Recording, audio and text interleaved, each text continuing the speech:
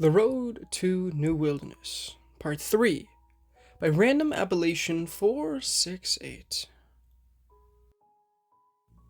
I lay in a field of white wildflowers, the warm sun overhead making me drowsy.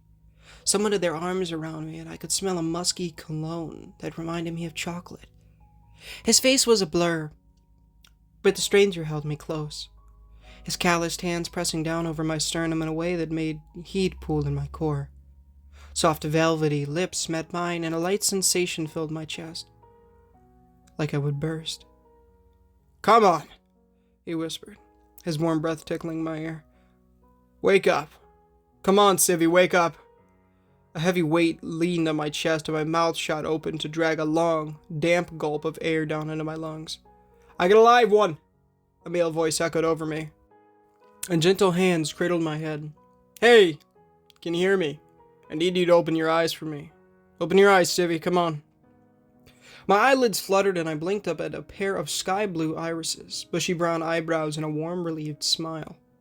Bright fingers of light cut through the murky woods around me, flashlights mounted on the ends of rifles, held by dozens of people dressed in black polo shirts.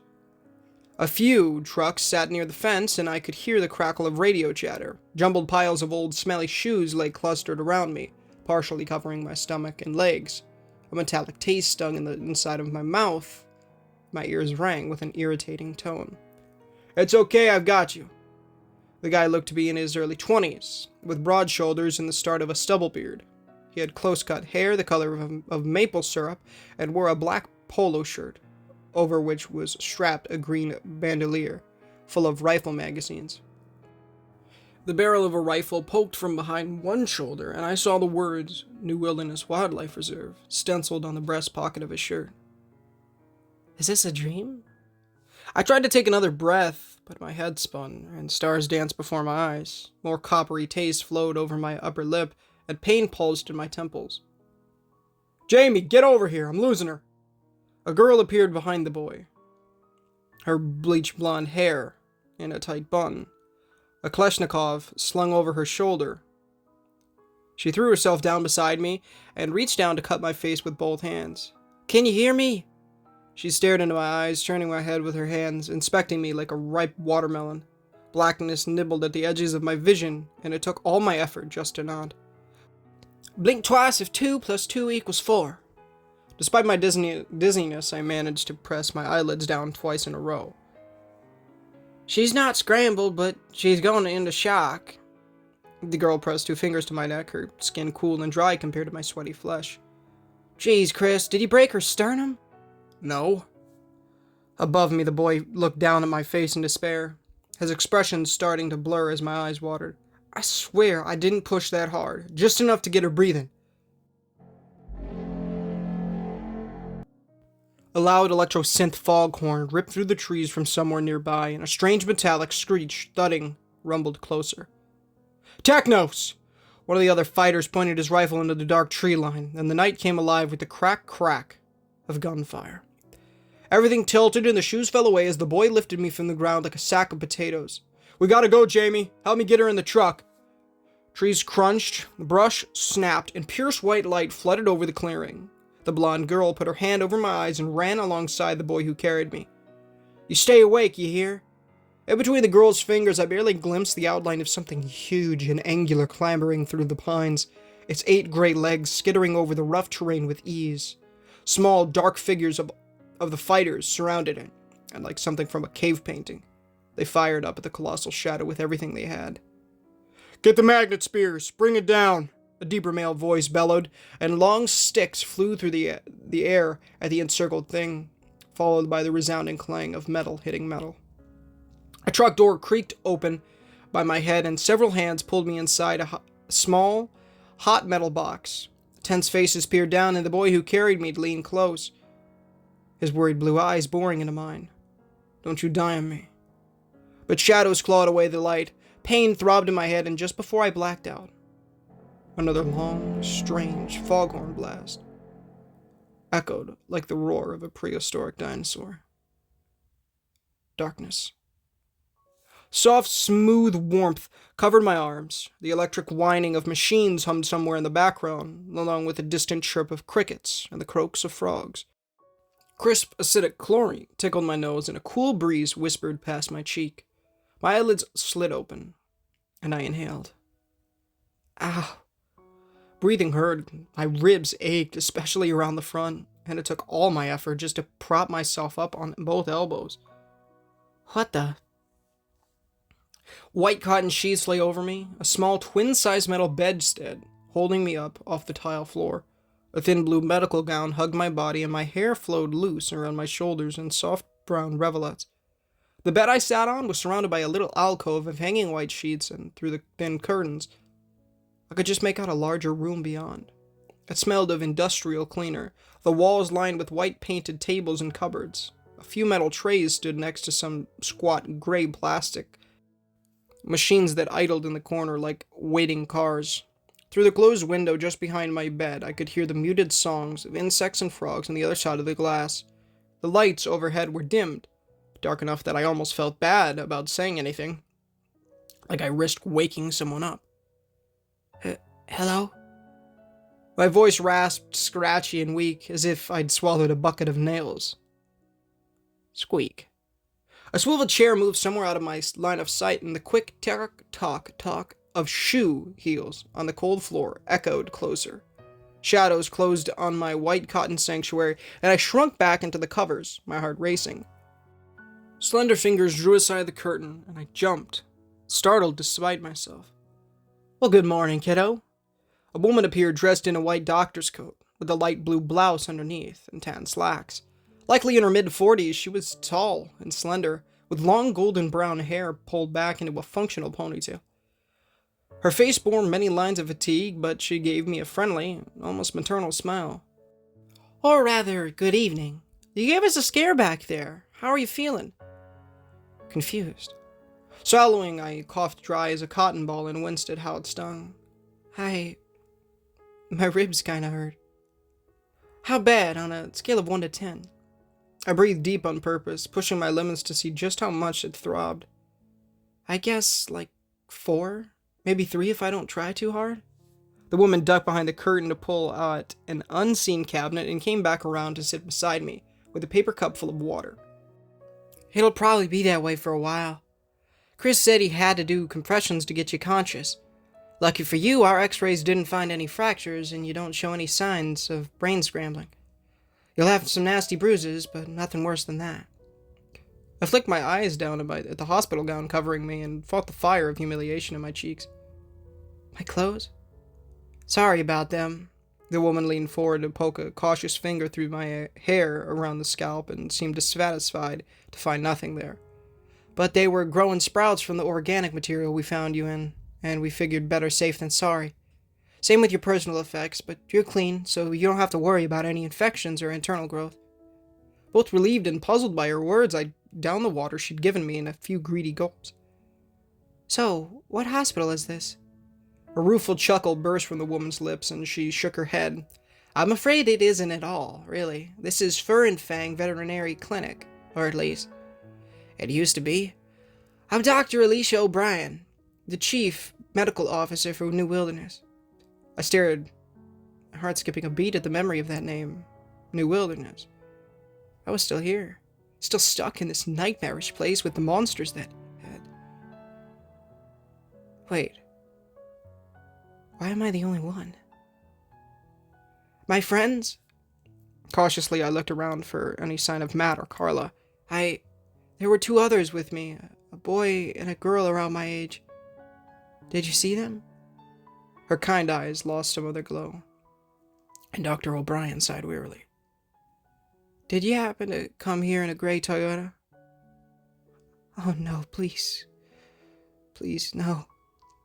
Yes, I squeaked, my stomach lurching in a sickening knot.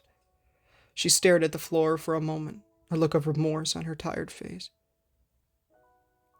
Our patrol spotted a gray car speeding away just before they got to the scene. A boy and a girl matching those descriptions. With all the anomalies around, we couldn't chase after them, so I honestly have no idea where they went. It felt like the floor fell out from under me, and I sat there, stunned. Matt and Carla left me? They had left me to die, to be ripped apart, eaten, devoured like a package of hamburger helper? And they hadn't even looked back. No, it can't be true. The lady has to be lying. She just has to. Can I use your phone? I gathered my hospital gown around me, doing my best to hold my composure. Dr. O'Brien handed me a square black smartphone from her trouser pocket. You might have to walk around the room to find some decent signal, if there's any at all. Ever since the mutants started showing up, cell service has been terrible. None of our landlines work either. My feet hit the cold floor tiles, and I sucked in a breath at the tingling sensation it brought. Standing, I swayed but paced around the room until a solitary bar popped up in the upper right-hand corner, and I dialed Carla's number. Nothing. The call dropped before I could even hear a dial tone. Come on. I grumbled under my breath and tried again. Again, the call never even rang. Just 5 minutes, for heaven's sake. I just need 5. The phone began to ring, and I listened, mentally begging Carla to answer. Click. Hello. Carla? I almost broke down in tears at the sound of her voice. Carla, it's me. It's Hannah. Where are you? A long pause followed. Oh my gosh. Matt, it's Hannah! It's freaking Hannah! She's alive! Matt's voice echoed through the speaker shortly after hers. Hey, Hannah, is it really you? I couldn't stop the grin from crawling across my face, and tears streamed over my cheeks. Yeah, it's really me. The park rangers found me. So I'm safe. You guys alright? I thought those things got you. Yeah, we're good, Matt chuckled. That was super gnarly, huh? Did you get it on camera?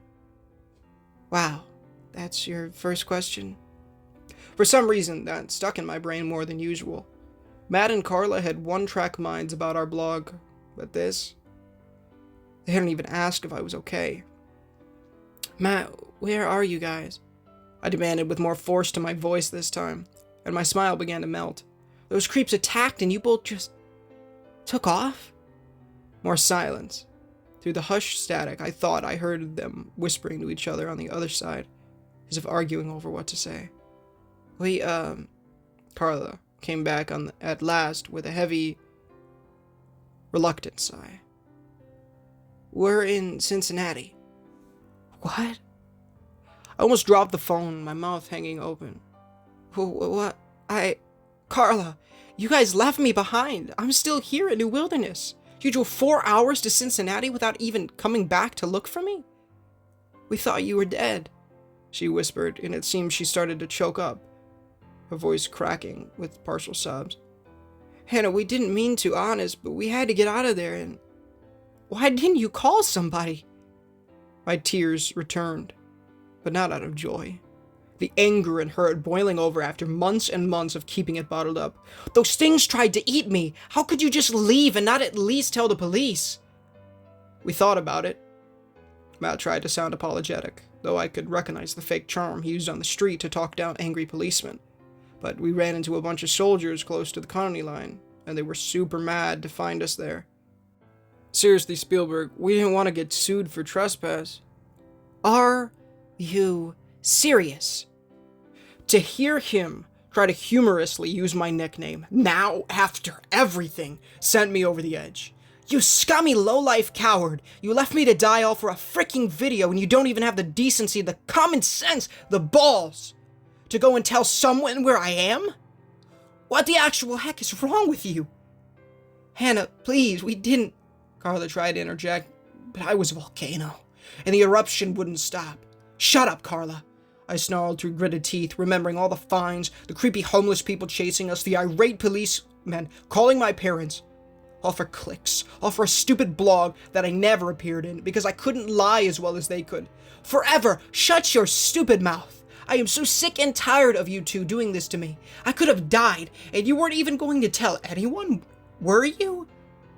You weren't going to call my parents or the cops or any frickin' one because you didn't want to get charged for being the dumbest pair of morons in the universe. I told you it was a bad idea. I told you not to, but do you ever listen? No. We'll call someone, okay? Matt sounded irate now, as if he had a right to be. Look, we'll call Carla's mom and maybe she can work out a deal. Don't bother, I hissed as rage grew to a crescendo. My hand gripping the phone so hard I heard plastic begin to crack under the strain. Just don't, alright? I'll take care of myself. We're done. I'm done. Screw you both. Screw your stupid blog.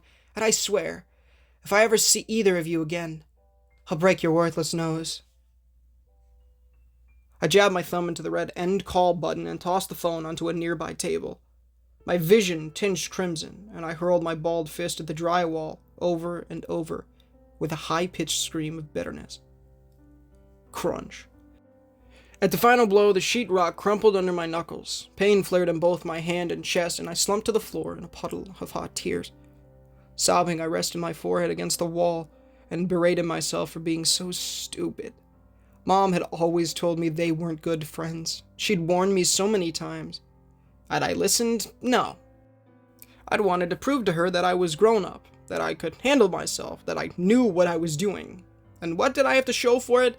I was marooned, stranded, in some hexscape nightmare, with only 2 friends having left me high and dry the second things went south. 2 gentle hands smoothed over my trembling shoulders, and Dr. O'Brien knelt beside me. Hey, it's okay, you're okay. Just take deep breaths for me. I couldn't see. Hot tears coated my face and my nose ran like a faucet. Your phone, I think I cracked it. I'm sorry. Don't. She pulled me closer in a warm, soft hug and patted my back between both shoulder blades. It's just a phone. You've been through a lot. I'd be upset too.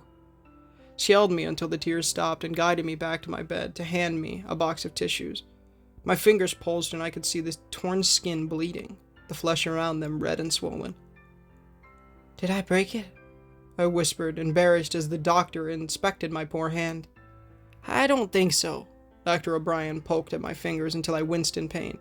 But these knuckles are going to swell like golf balls now. At least you didn't punch the fridge door, or we'd be looking at a broken wrist. I'll clean these cuts and get you some ice.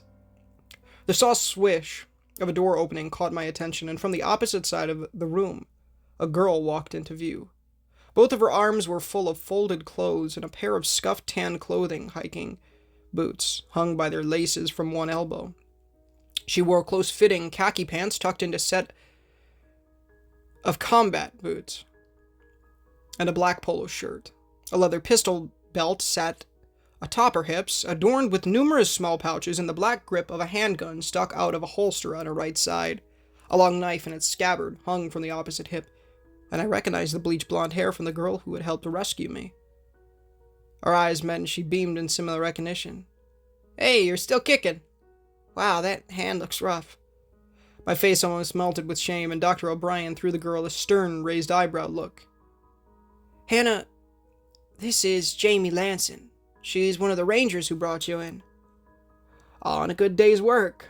Jamie winked at me, and her expression softened a little at seeing the tear streaks on my face. You're pretty lucky, you know.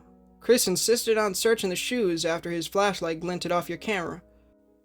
If it weren't for him, we never would have found you. Sniffling, I nodded and tried to bring his face up in my mind. Those sapphire-colored eyes, his rugged jawline. But it was hard to focus with the throbbing in my hand and the sting of betrayal still burning in my chest. Jamie shuffled closer and held out the clothes. These are mine, but I've got more so you can have them. You should fit, since you're smaller than me. And look, I even dug up a pack of underwear, brand new. The way she said it, so optimistically, and yet undoubtedly knowing that such a thing was hardly noteworthy, struck me as funny somehow. I couldn't help but grin. As an only child, I'd always wondered what it would be like to have siblings, especially sisters, someone to talk to, confide in, and share with. Mom and Dad were pretty tight-lipped about their reasons for only having me, but in the moment, it felt nice to imagine having a cool older sister like Jamie to defend me at school. She'd probably have decked those preppy downtown girls in their upturned noses. That'd be fun to see. Her own grin flashed, wry and pleased, across Jamie's sharp face. There's that smile. See, I knew you were tough. Those brain shredders better watch out for you. My eyebrows must have gone clear to the ceiling. Brain shredders? The creature that almost killed you. Dr. O'Brien pulled a clipboard of the foot of my bed and scribbled something down on it. It's organic, one of the rarest and most dangerous anomalies that exists. It works off telekinesis and psychomanipulation, immobilizing prey and scrambling their neural firing patterns before ingesting their body. Basically a metal hand grenade with mold issues. Jamie chimed in and crossed her arms to throw me an inquisitive look. But you brought it down, from 10 yards away no less. My throat scratched dry again, and I wish I'd saved some of my water from earlier. I had a dog whistle around my neck, one of those electric ones. I just pushed it, and then everything went blank. Both Dr. O'Brien and Jamie blinked at me, stunned. You killed a brain shredder at close range, Jamie repeated, pointing a finger at each imaginary word like she wanted to be sure she'd heard me correctly. With a dog beeper. My face burned and I dragged my eyes down at my lap. I didn't have anything else. Dr. O'Brien and Jamie both exchanged surprised, delighted smiles. Impressive. Dr. O'Brien scratched something else down on her clipboard. Badang. Jamie shook her bleach blonde head, emerald green eyes glittering with approval, and pointed to the clothes in my arms. I definitely want to hear that story later. Come on, get dressed and I'll show you around. Dr. O'Brien threw her a sideways glance. Be careful with this one, alright, Lanson? She needs to rest. No crazy stunts for a few days, minimum. Crazy stunts? Jamie winked and headed for the door to give me some privacy. I think this one might finally be crazier than me. Pulling on my new clothes proved to be tricky with how sore my chest was, but I managed. Dr. O'Brien helped lace my boots for me and gave me some Tylenol before walking me to the door of the clinic. I'll check in with you every so often, she patted my arm with a gentleness that eased some of my jangled nerves. If you need anything, my door is always open. I made a grateful smile. Thanks. She strode back into the dimly lit interior of the clinic, and just as I turned to go, something caught my eye. A door stood not far to my right, slightly ajar. Through the crack between the door jamb and the door itself, I could just make out a room beyond, with tables, shelves, and various pieces of laboratory equipment. Dim blue light filled the space, and I figured it to be some kind of ultraviolet lamp to keep bacteria at bay. I almost shrugged it off, till I saw the eyes. Two milky white eyes gleaming back at me from the shadows. Unblinking, and wide with a strange mania. Dark greasy hair floated around the still pale face, and a slack jaw displayed stubby, peg-shaped teeth. Black nylon straps ran under the armpits of the creature, holding it suspended, and I realized that the thing was surrounded by some kind of clear fluid in a large upright tank. Everything all right? Dr. O'Brien watched me from a few feet away, her face partially obscured by shadow. I could have sworn I saw something like a curious glint in her eyes, but the moment passed too quick for me to be certain. I'm fine, I blurted and pushed my way through the double doors. Somehow, plunging into a forgotten corner of Appalachia felt safer than being in that room, with its humming machines, chlorine smell, and something horrible trapped within walls of glass. Hey y'all, and thank you so much for watching today's video. Let's go, another part down. Carla and Matt are binkuses. Oof. Oh, I'm tired. Honestly, I'm thinking about going back to sleep when I get home. If you did enjoy this video, please feel free to leave a like, as it does help the channel innumerably and does get the gospel into people's feeds. These videos are the gospel, and liking videos gets videos into people's feeds, as well as please consider subscribing, as we are trying to hit 1,000 subs by the end of the year, and it would be a massive blessing from the Lord if you guys decided to do so. Of course, read the $1 million question. It's on screen right now, and in the description or the pinned comment, if you prefer to read it that way. Please read it, as it does help you to know how to become born again and enter the kingdom of heaven. Go to heaven. Don't go to hell. It's a choice that you make. I hope you make the right one. Of course, by repenting of your sins and trusting in the good Lord Jesus Christ with all your heart, mind, soul, and strength, read the Holy Bible daily, pray daily, and evangelize people. I love you guys. I'm gonna keep this a little short. It's 10:37 right now, and I really need to get this going. I need it to get up because It's a little bit later today. I'm thinking about going back to sleep when I get home, like I said a bit ago, so that I can have a decent schedule because I got some things coming up. So, yeah, it'll be a lot nicer and a lot easier. But yeah, I love y'all, and we'll see you very, very soon. I hope you guys were in the Escapist 2 stream. If not, the whole VOD or whatever. It's in the live thing, so you can watch the entirety of it if you would like to. I love you guys so, so very, very much. And I will talk to y'all very, very soon. But until next time, guys, this is... Oh, also join the Discord. I don't think I'll stream tonight, so just for reference. I love you guys, and I will talk to y'all very, very soon. But until next time, guys, this is Ninja Gamer. Signing off.